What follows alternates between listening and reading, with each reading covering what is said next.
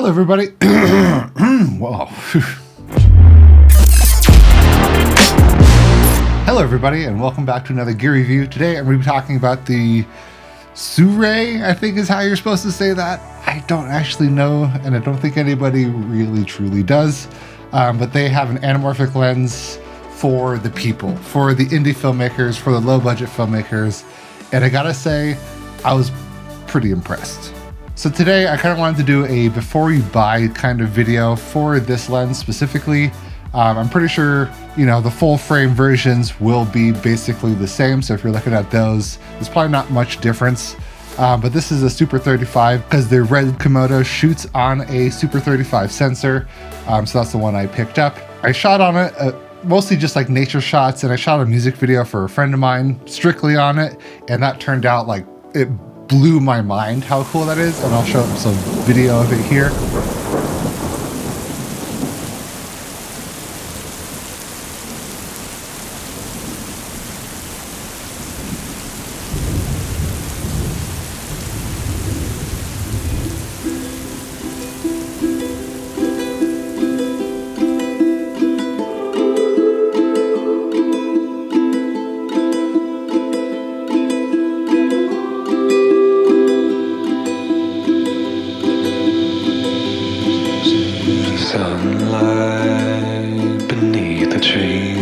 So after shooting the last 6 months or so on the Canon RF mount version, this S35, I have found a few pros and cons on it. I mean, one thing, price point is really hard to beat. And especially if you get these on sale. I got this one for $300 on sale for an anamorphic lens. I think they go for about $600 to $700 depending on where you buy. I still think it's completely worth it because most anamorphic lenses are very expensive. And if you like that style and you like that bokeh and you like everything about that, shooting style, and you're poor, this is probably the lens for you. Other things I like about it is that it is pretty small. Sometimes anamorphic lenses can get pretty beefy, and that's hard to travel with and just work with as a one-man operator, which is how I shoot most of the stuff I shoot.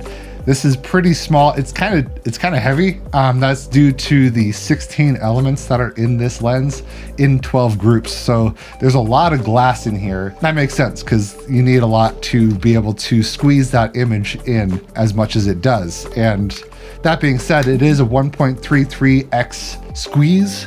So once you de-squeeze that in your editor or with the red, you can de-squeeze it on the camera itself. That turns out to be about a 2.4 to 1 aspect ratio widescreen.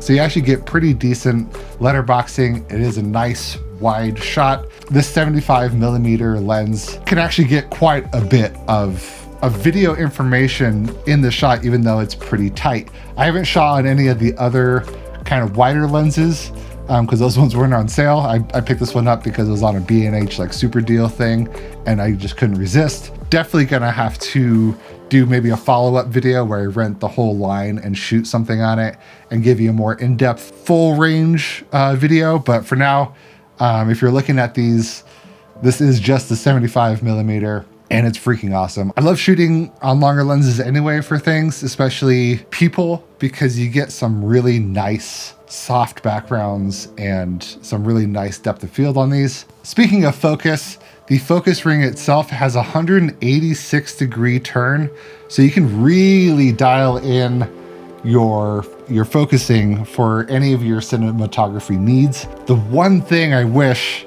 and I don't know why they didn't do it, because other cheap lenses like Rokinens have geared focus and aperture rings. That's the biggest downside of this lens for me. That's the biggest con for me. There are workarounds. I did a video on the Tilta rings. You can get these for the lens. I actually don't have any that fit this lens right now, so I will be picking up more specifically for this lens to turn it into a cinema lens. But I don't know anybody that shoots anamorphic photography, so why not just make these geared perfectly? Because they're already declicked, they're already cinema quality. The feel of these are amazing, but you have to buy extra accessories to make them into a more of a cinema lens for follow focus and all that kind of stuff.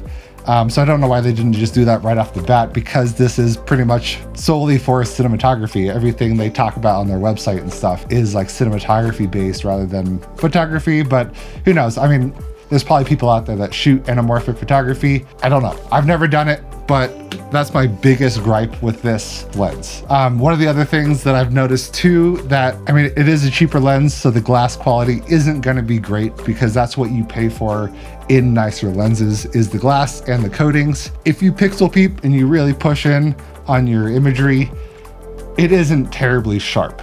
It's not the sharpest lens, and it kind of loses a little sharpness on the edges. I did not go through a full like sharpness test, but just looking at some of the stuff I shot, I kind of can tell that it's not quite the sharpest thing. But for the price point and the level that you're probably shooting at, if you're getting stuff this cheap, you're not going to notice, especially when you throw it into YouTube. Things get compressed and you're not going to notice. So it's not the biggest deal that it's not the sharpest. And to me, I kind of like lenses that have more character to them. And if you shoot on lenses that are perfectly sharp all the time, there's no soul to it, you know?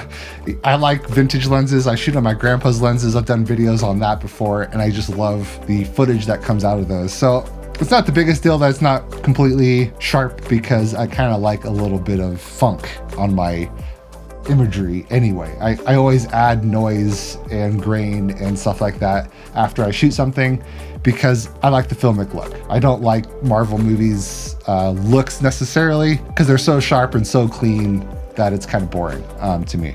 The front of the lens is threaded. It is a 67 millimeter front filter thread, so you can put NDs and stuff on this. I use it with my red in conjunction with, I have a Polar Pro like matte box setup, and it works fantastically. I haven't noticed any vignetting. I don't pick up the edges.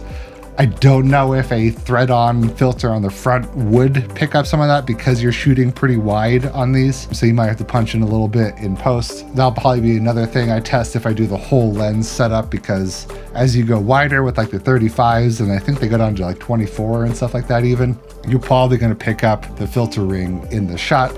But with a matte box setup, it works out pretty well. Speaking of millimeter sizes, the front is a 67 millimeter, but the max size of the lens is 73 millimeter diameter. So if you are gonna buy a ring for it, the Tilta rings are ranged. So it's not just a specific size, it'll be between, 73 and 75 or something like that. You want to just get something in that range if you're going to level this thing up to be a more cinematography lens or a cine lens. It is a prime, right? So they're like, I don't think they have any of these that are anamorphic and zoom, which would be insane. So it is a fixed lens, so that means that you get a nice aperture ring back here. It goes from 1.8, which is pretty nice, so you can kind of shoot low light, especially with the red. It's not great in low light, so having that ability to go low is pretty nice. But it goes up to 16, which is pretty good. I mean, it's probably all you really need. At that point, you'll probably want to put NDs on the front if you need to go darker. Say you're shooting a snow-capped peak, all that white snow reflecting, you're gonna probably be maxed out and having to use filters. But f16 is pretty good, so I'm not complaining there. I've yet to max out this lens, but I also haven't shot anything terribly bright. Other things I've noticed with this lens, especially shooting on red, this is kind of more specifically if you're buying this for a red, because that's all I've shot on. The color that this retains, I don't know what filters they have on the front. It looks like they have a lot, because it is a nice blue sheen. I don't know if you can pick that up right there, but it does have pretty awesome color representation. I haven't noticed anything different from other lenses I use. I have the Sigma on right now. I have Rokinens. I have this. So a few different lenses with a few different coatings, and shooting on those pretty much since I've had the red. This one stacks up just great. It color grades really well. I mean, that's mostly the camera, but the lens itself does contribute to that, right? Especially with those filters not the filters, but the coatings on the front of the lens. So overall, I really like this lens. I have used like the Atlas lens series on music videos before, but you know, it's a very expensive lens set to rent. These ones are very cheap to rent. And especially if you're buying to have lenses in your kit, I mean, the Atlas ones are thousands of dollars, where this is under $1,000. If you're interested in trying out anamorphic, maybe rent them. But if you know for sure you want to buy them, I will have links to these down below. And I would definitely recommend getting some in your kit, especially if you're someone who shoots a lot of music videos or a lot of short films. It is kind of fun to shoot anamorphic every once in a while, especially when your story lends to it. I wouldn't say everything needs to be anamorphic. If you're shooting a YouTube video, why the hell would you have it anamorphic? Maybe that's your style and that's what you want to try out, and maybe that sets you apart. Maybe I should do it. Maybe I just changed my own mind on this. But overall, if you are doing something that is more cinematic, these are the lenses for you. I wouldn't recommend for someone like vlogging or like just beginning YouTuber, because there's no image stabilization in this. You're gonna have a hard time with that, especially if you don't have something like the Red that has global shutter and you do like post-processing warp stabilization. It's not gonna look great. So I wouldn't recommend this to anybody who isn't trying to be on like a high level or, you know, professional consumer doing, you know, short films and stuff like that. Overall, love it. It is small, compact, 5.5 inches long. And so far I have no real cons except for the fact that it's not a geared ring and that it's not terribly sharp, but I like that. So it's, you know, really only the geared rings are my biggest qualm with this lens. So pick yourself one up. And if you already have one, let me know your thoughts on it down below. And if you do buy one, let me know what you shoot on, link it down below. I will check out your short films. Like, that's one of my favorite things to do on YouTube, is check out other people's work. So if you've shot something on these, I want to see it. And I will link to what I've shot on this down below as well. That music video is a buddy of mine, Justin Younk, and we lucked out so hard with the backdrop. It looks green screen, but it's not. It looks fantastic, and hope you enjoy it. And we'll see you in the next video.